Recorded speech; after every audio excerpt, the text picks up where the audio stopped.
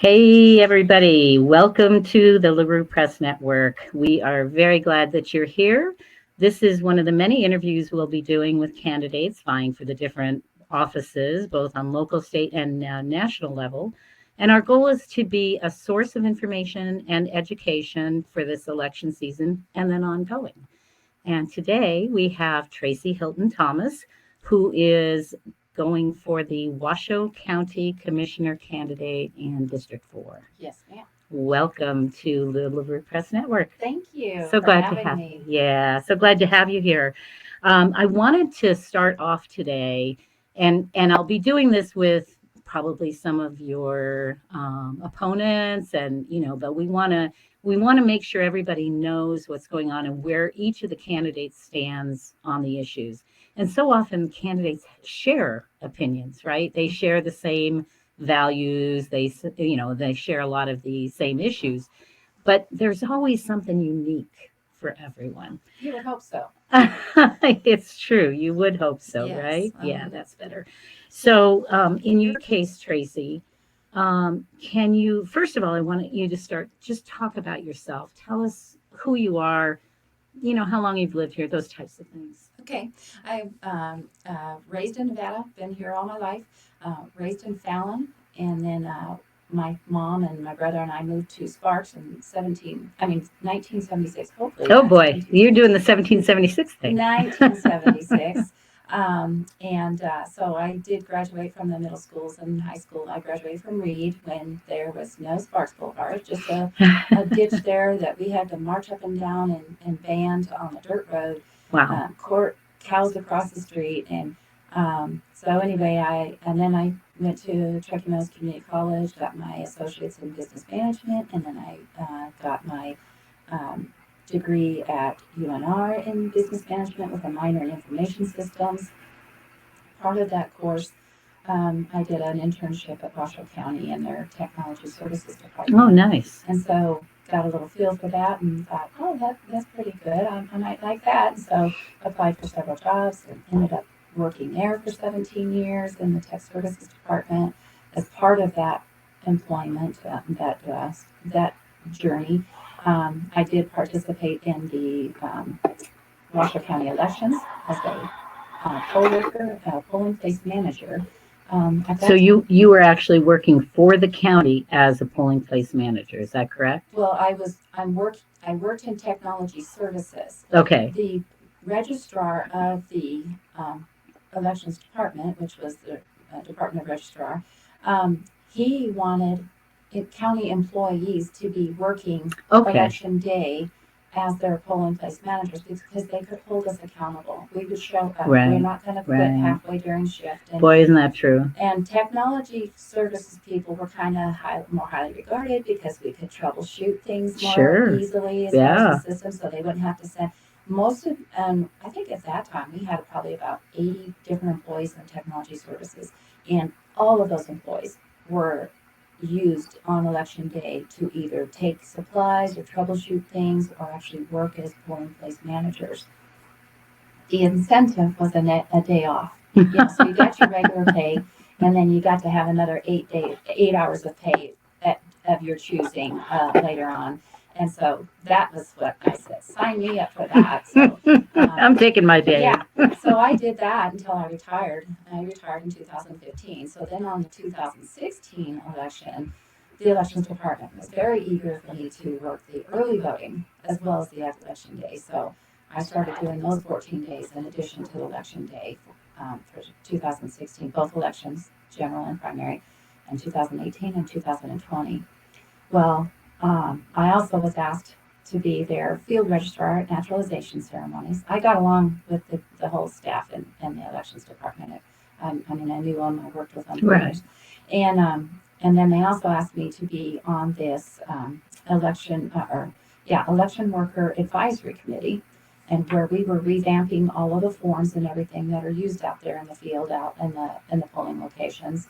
And then also revamping some of the training to be more effective, because you would get some dominant personalities in there, and so they would pretty much take over all of the training, and then so the other people would just sit back and kind of watch it. Well, you don't really retain some of that stuff unless you've got hands on. So we were trying to redo some of those processes.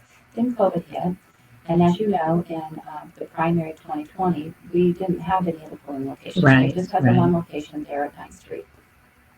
Come the general, then they pulled all of us from that committee to be the actual trainers for all of these new poll workers that are wanting to work. They didn't want their grandmothers, grandparents working the polls and being exposed Sure, to of course. because at that time we didn't really know what was going on. And so we had all these kids coming in because they were going to school, but a lot of them could not commit to the whole 14 days. They couldn't commit to the 10 hours a day. And Washoe County, to my knowledge, still doesn't have an option for just, shift work for during the early voting. And do you think that's because because of the compressed time period and they just can't manage the alternate schedules? I mean, I'm trying to understand They it. give lip service to a lot of excuses, but none of them are holding water as far as I can see. So, I mean, I can even go in there and manage the scheduling of all this if they needed it. But anyway, I was trying to be generous. Yes, what you do need to do, extend mercy, yes. And so then after we got done the training in the general of 2020, they asked me to be on the call center for the actual poll workers. They call it the poll worker hotline. There's several different call centers within the election department there. But anyway, so that was the one I was on.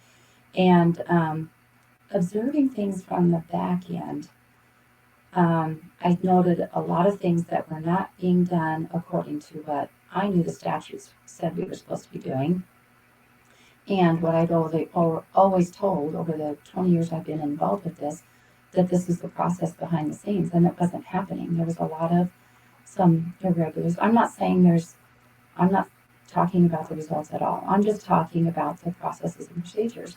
There's a number of groups out there that do similar things where I know that the registrars, some of the county clerks, they think that everybody's saying we need to overturn results, when in fact what people learned from 2020 was that the law was not being followed. Yes. And that's they're trying to correct. And that's what I want. That's one of my main points on my platform is I want to at least get Washoe County elections in line with the current statutes.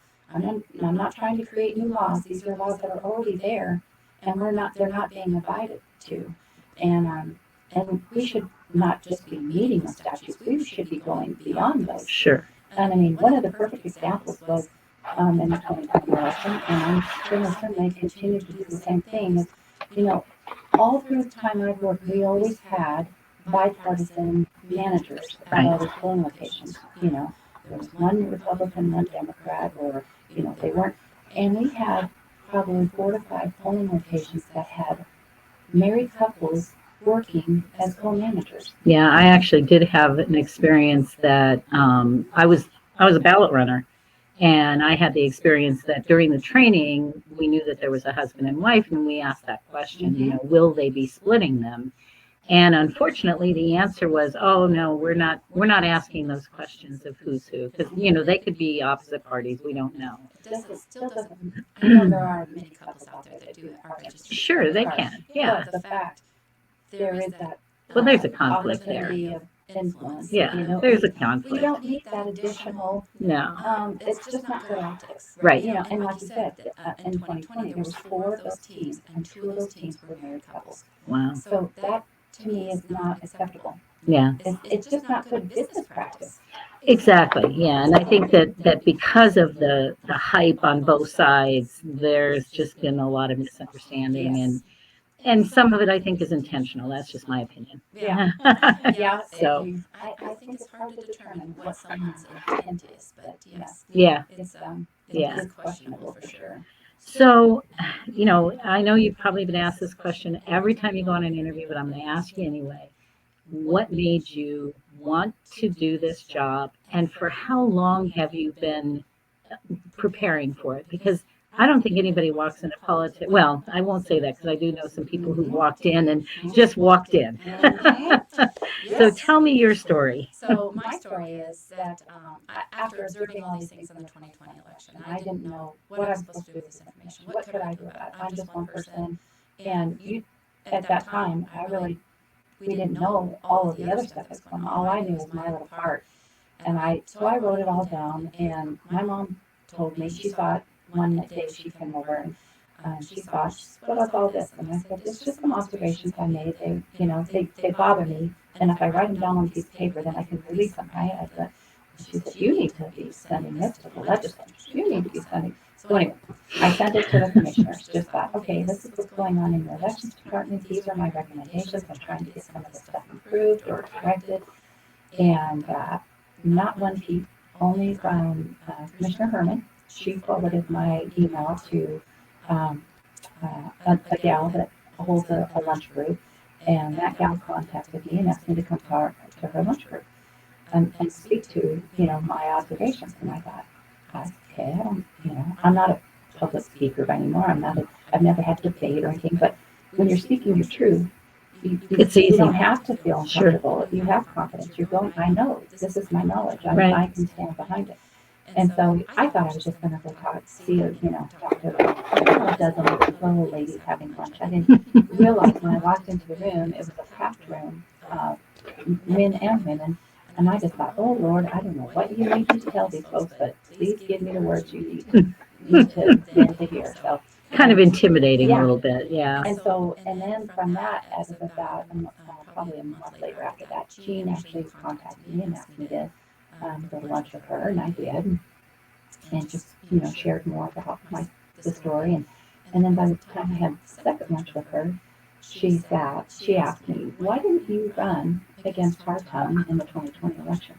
And I said, because I'm not a politician. I don't know all that politics Sure. stuff. I just know the election stuff, and really, I just retired. I'm not really looking for a full-time job. And she said, well, no, you're perfectly qualified for it, and you need to run in 2024 because he's timed out. He's going to be termed out. And I thought, okay, because when I retired, I had my office mate then at that time told me I needed to run for commissioner. Oh, wow. And I said, no, I don't think so, Roy. And he goes, we need you. The employees need you on there. Because I was also part of my employment. I was on the Washoe County Employee Association board, and I participated, I was on that for 4 years, and I participated in the contract negotiations with the county. So I knew what were negotiated benefits and what were, not. Sure. And the HR director was always trying to slide things under the table into the county code. So we couldn't negotiate it as a benefit anymore on our negotiations. So I was always going down there and calling, bringing it to the Sure. board's attention. So that, I think, was part of it, that I needed to run. And then I actually had another, a woman, another friend in the summer of 2020, between the elections and everything. She told me then she saw that I was going to be much more involved in politics. And I just thought, that's a mean thing to say, So, but anyway, so then by the time Commissioner Herman said that, I thought, okay, it's not my will, it's his. Because here I thought I was just providing people information. I was arming people with the weapons they needed to go do the battle. Never in my life did I think I was going to be the soldier that was going to be sent to do the battle. So that's why I'm here. It's not my will. I'm not in this for any money. I'm definitely not in any recognition. Definitely not power. I just, God has given us the knowledge that we need to do the battle for him, and it's not us to, I strongly believe, it's not us to keep it to ourselves. We're supposed to share it with other people and to arm them for whatever they need. And so anyway, he's already prepared me for this. So Jean just helped me get the political part down. And so she directed me to people that I needed to get involved with the political arena, the political circles. And those people got me into the college candidate training classes in August of 2021. And then I've taken several online classes through the Leadership Institute. I've taken some of Chuck Moose's boot camps. He's definitely an entertaining gentleman, for sure. I like him. And His articles are always interesting. And then I don't even know how it was. I went to a central committee meeting for the Washoe GOP in January, and by April I was the vice chair, and I just thought, the Lord's just preparing me. It's amazing true. to watch the journey, because He always puts me right where I need to be, in front of the person I need to be in, with the information I need to have. So that journey has helped me get a handle on Robert's Rules of Order and open meeting laws, which you're going to need as on a board. So, and then I was working with Commissioner Herman as far as for election resolutions. I get them all typed up, and then she'd contact me. Oh, we need to add this to it. Oh, we need to talk, take this out. So that's given you some experience as far as what's required of a Washoe County Commissioner as Yes, well. I'm very well familiar with staff reports that need to go to the board with the, the supporting documentation. We had to do that a lot just in technology services for any projects we had, that were over the threshold of what we were allowed to spend without approval. Right. We still had to get the budgets in and Well, as long as you've brought that up, one of the issues that has come up in the past is the fact that the Board of County Commissioners can make a grant of money to a nonprofit organization that's created for religious, I'm reading from the statute, charitable or educational purposes, or to a governmental entity to be expended for a selected purpose up to $100,000 per commissioner. Yeah. What is your position on that? I don't like it. Okay. I don't mind the nonprofits applying for this money to help out, but I also think that they shouldn't receive any money more than once a year. We have one commissioner on the board right now. Every month she's giving her money to the same nonprofit over and over and over and over again. So she's giving 100,000. Or no, she's giving up, so a certain amount of that, so like 10,000 or 15,000 or whatever. They usually do it in like 5,000 Okay. increments, or 2,500 or 2,000 or whatever. But yeah. So she chooses the same organization each time. Yes. That's interesting. And I want to say Tahoe Fund is one of them, and I know that Soulful Seeds gets a lot, yeah. I just think that it should be spread out more, and I think the organization should actually be putting in an application, and the commissioners as a whole should get to decide which of these organizations get them. It shouldn't be, cherry picked by one single commissioner. So that commissioner, what you're saying to me is that commissioner is choosing for the whole board? No. She's using her 100,000. Oh, okay. That's what I thought. Right. To the same. The majority of her 100,000 to this one organization. Okay. So then Jeannie Herman, Mike Clark, Claire Andriola, all of them can choose their own each month or one time, I suppose. They have their own $100,000 pot that they can do it. And but nobody applies, they just pick? Yeah. As far as my understanding. So that could be something different, but that has not been disclosed to. It's not transparent. Okay. So would that be an issue for you if you were to get elected? Would you be looking at that and seeing if there was some way to make a change on that? Well, yeah, I would. I want to see where the policy is in our county code, how that is determined, that that's split up that way. Right. And because this I'm referencing from a September 28th, 2021 Board of County Commissioner meeting. That's where I got that information. Oh, so it's not in our statute. Well, this was from that meeting. That's where I quoted that from. So I didn't look up the statute. I apologize for and that. There's a lot of Washoe County code that hasn't been updated in years. No, I know. I do know that probably too. Handle a good review. Sure. So I'd like to add some things to it. Yes. To our elections. So let's talk a little bit about the number one problem that you see in our county that you would want to address. Well, there's a county-wide problem, and then there's my district problem. Okay. My district problem is the infrastructure out there along Pyramid Highway. It is, it's getting a lot of attention. It's unbearable for all these working folks that have to commute. So that is one of my priorities is to try to put a little bit of a pause on some of the development that's going on out there and the rezoning that's going on out there. They're all of a sudden rezoning single-family residential land to industrial, and that is that is not right. I think it needs to have way more community input in these things, more way advance notice on this stuff. And but anyway, I'd just like to put a pause on it. So I guess until my we can get question the infrastructure. on that issue would be, you're not going to be the chair. No. Let's say, you've won your race. Right. You're now there. You're not the chair, and you have a commissioner, which we've seen, that doesn't want to put your issue on the agenda. What do you do? Well, the one thing we have is that on the January of every year, we get to elect a new chair for that board. So my plan is to make a motion to elect and nominate Jean Herman as the chair, and I could be as bold to nominate myself as vice chair. Okay. We'll see. We'll see what the landscape is by the time we come in January. And then after that, I would ask the chair if I could add an item to the next agenda Right. to discuss the development in District 4, or the processes and procedures in there.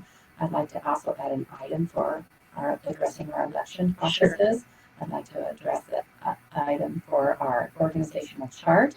I'd like to add an item to address the job classification procedures and the Corn Ferry group that they use that's been in there for years from a manager long time ago, and I think is pretty much outdated itself. I don't think the county really needs that oversight anymore.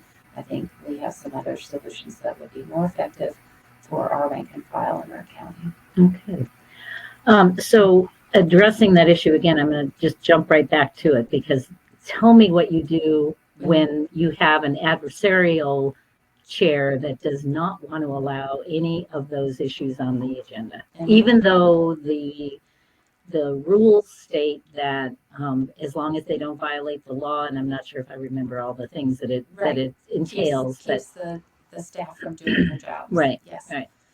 So what do you do now? You've got an adversary that says, nope, I'm not putting that on the agenda. Well, I guess we can do the same thing that Commissioner Herman and Commissioner Clark has been doing, is continue asking for it.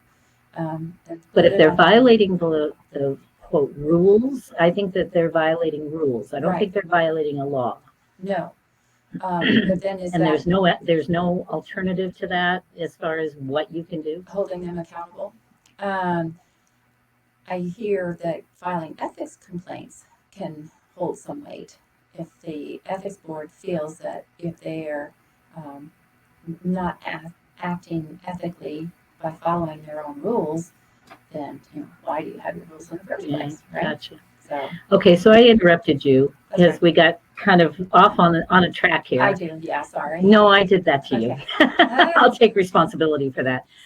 But you were talking about what's important for your district, and now tell us what's important countywide for you. Countywide is definitely the CARES campus, and the I want to say that I don't know. There's different terms. Homeless population. Right. They're getting dumped all in one bucket, and they're not all the same. So first of all, we need to kind of segregate out the different cultures within the homeless population. You have the folks that are do have jobs, and that they just couldn't get the down payment for an apartment, or the rent got raised so ridiculously that they couldn't sustain it anymore. Power was going up, $500 a month on some of these places. So they just they couldn't do it. But they do have jobs. They are contributing positively to this community. So they do have programs where they can provide a location, that's like a little studio or whatever, and allow these folks to help them save money to get a down payment for an apartment, and make sure that they have a place that they can take a shower, where they can wash their clothes, and they can keep their things, their medication and their valuables safe just for the time that they're at work. And so there's that program. But The other part of it is there's a huge a portion of that population is having problems with drugs. There's a big portion of that population that is having mental health issues. Um, they're not, that tent is not the appropriate solution for that. We need to get the facilities back in place because I believe there's at least two facilities that shut down during COVID, and so they just emptied their facilities, Oh, and so wow. these people have no place to go. The families may have family here in town, but the families are not going to take them in because they're Sure. too violent, Right. and so we need to get them under civil protection to get them the help that they need. The other part of it is the insurance. Some of these people do know they have a problem with drugs and mental health, and they Right. go and get into a facility, but then their insurance doesn't cover something, so then they get kicked out. Right. It's like, so that's not the solution either. So, but I know that there was another media outlet that put out the report of how many homeless deaths were last year. There was 135, and I mean, that's a lot of deaths. I'm not discounting that at all. Right. But I'm just saying the, the, the reasoning behind the death was not because they were homeless. Right. If you go and look down, drill into those numbers, only 2 of those deaths were accounted for hypothermia. And another 3 were hypothermia plus drug overdoses. 66 of those folks died from drug overdoses. Wow. And, a few were hit by a train, a couple by a car, and only one was a homicide. But I have checked with the sheriff, the captain that reports to us at our Spanish Springs cab meetings, and he did tell me that I wanted to know how many calls were dispatched to that center on a daily basis. And he told me the sheriff's department, the deputies are dispatched there anywhere from 4 to 5 times per day. Oh, wow. EMS services are dispatched there anywhere from 5 to 6 times per day. So that's, 9 to 11 calls per day at the center. Right. Just at the center. And it's usually the homeless fighting with each other. Right.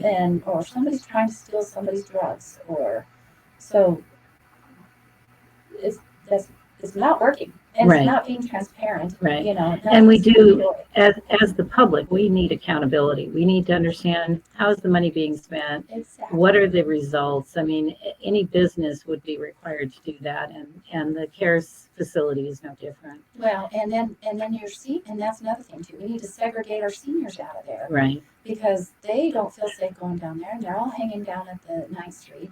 That building is so outdated and not even close to meeting the capacity that we need for our seniors now. Right. And we're talking about seniors. Why are we, excuse me, why are we making our seniors travel to get these services? Right. These services should be more available in their direct communities. So we need more satellite sites for their services. Right. Well, I hate to tell you, but there's my dog. We are getting to the point of wrapping this up, Okay. and so It does fly. Yes. Boy, it was fast. Thank you so much. I appreciate it. I want you to tell people how to find you, and make sure that we get your website.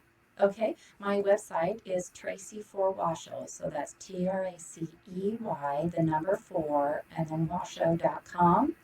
And again, that's TraceyforWashoe.com, and you can click on the little button at the top that says My Posts.